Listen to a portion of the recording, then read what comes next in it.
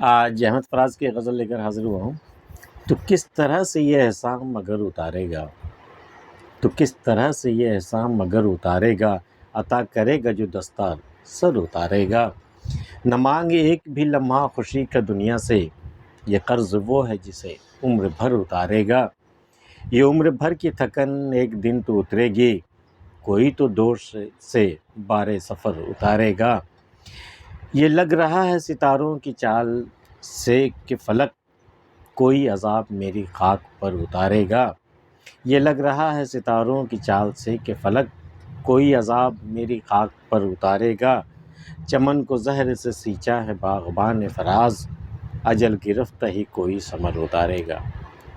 تو کس طرح سے یہ احسان مگر اتارے گا، عطا کرے گا جو دستار سر اتارے گا۔ دستار کہتے ہیں پگڑی کو، عزت جب کسی کی توقیر کی جاتی ہے، کسی کی عزت افزائی کی جاتی ہے تو اس کے سر پہ ایک دستار باندھی جاتی ہے، پگڑی باندھی جاتی ہے۔ وہ دراصل ایک عزت کی علامت ہوتی ہے، وہ شان و شوکت کی علامت ہوتی ہے وہ۔ تو اگر کوئی شخص آپ کو دستار عطا کر رہا ہے، اگر کوئی دستار، کوئی عزت آپ کی، کوئی توقیر کا مقام، کوئی رتبہ آپ کو اگر دے رہا ہے، تو پہلے یہ اس سے پوچھ لو کہ تو کس طرح سے یہ احسان مگر، تو مجھ پر احسان کر رہا ہے، میں تو اس لائق تھا نہیں، میں نے ایسا کچھ کیا بھی نہیں کہ مجھے دستار عطا کی جائے، لیکن تو مجھے دے رہا ہے، تو پہلے یہ بتا کہ جو احسان مجھ پر کر رہا ہے اس کے بدلے میں تو کیا لے گا۔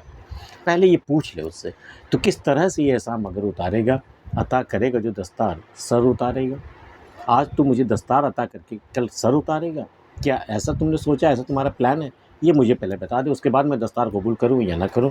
تو کس طرح سے یہ احسان مگر اتارے گا، پہلے ہی بتا دے مجھے۔ عطا کرے گا جو دستار سر اتارے گا۔ نہ مانگ ایک بھی لمحہ خوشی کا دنیا سے، یہ قرض وہ ہے جو جسے عمر بھر اتارے گا۔ کبھی دنیا سے خوشی کا ایک لمحہ بھی کبھی بھی مت مانگنا، ہاتھ مت پھیلانا، دست سوال دراز مت کرنا خوشیوں کے لیے دنیا کے آگے۔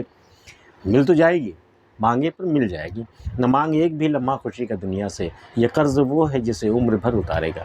اگر دنیا نے تمہیں دے بھی دیا تو یہ قرض ہوگا جسے وہ سود کے ساتھ عمر بھر اتارے گا، عمر بھر وہ تم سے وصولتا رہے گا۔ اس لیے دنیا سے کبھی بھی خوشی یا کوئی لمحہ نہیں مانگنا چاہیے۔ نہ مانگ ایک بھی لمحہ خوشی کا دنیا سے، یہ قرض وہ ہے جسے عمر بھر اتارے گا۔ یہ عمر بھر کی تھکن ایک دن تو اترے گی۔ بڑا لمبا سفر ہوتا ہے یہ عمر کا، کوئی 50 سال جی رہا، کوئی 60، کوئی 70، 80، 90، 100 سال تک کی زندگی گزارے۔ یہ جو لمبا سفر ہے، یہ جو تھکن ہے اس کی، ایک دن تو ختم ہوگی، ایک دن تو یہ سفر تمام ہوگا۔ تو یہ کس دن تھکن اترے گی؟ جس دن سفر تمام ہوگا، تبھی تو تھکن اترے گی نا۔ یہ عمر بھر کی تھکن ایک دن تو آئے گا جب یہ سفر بھی تمام ہوگا اور سفر کی تھکن بھی اتر جائے گی۔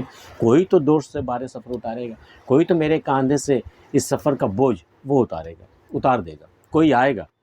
کوئی ایک آئے گا، چاہے وہ موت کا فرشتہ ہی کیوں نہ ہو، کہ میرے دوست مطلب کاندھے سے بار سفر کی تھکن اتار دے گا۔ یہ عمر بھر کی تھکن ایک دن تو اترے گی، کوئی تو دوست سے بار سفر اتارے گا۔ یہ لگ رہا ہے ستاروں کی چال سے کہ فلک، ستاروں کی چال دیکھ کر کے مجھے کچھ ایسا لگ رہا ہے، میں کچھ ایسا قیاس کر رہا ہوں، میں اندازہ لگا رہا ہوں، کوئی عذاب میرے خاک پر اتارے گا۔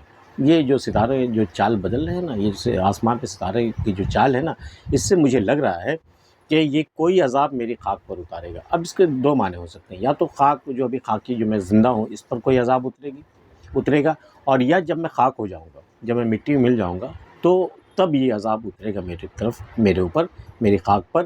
جب مجھے ستاروں کی چال سے ایسا لگ رہا ہے، یہ لگ رہا ہے ستاروں کی چال سے کہ فلک کوئی عذاب میری خاک پر اتارے گا۔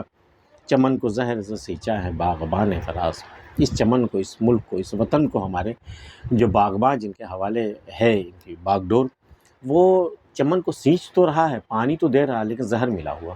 چمن کو زہر سے سینچا ہے باغبان فراز، اجل گرفتہ ہی کوئی ثمر اتارے گا۔ اب جو پھل آئے گا چمن میں وہ یقیناً ایسا ہوگا جو موت کا سبب ہوگا، جس کے مٹھی میں موت ہوگی، جو پھل کھائے گا وہ مارا جائے گا۔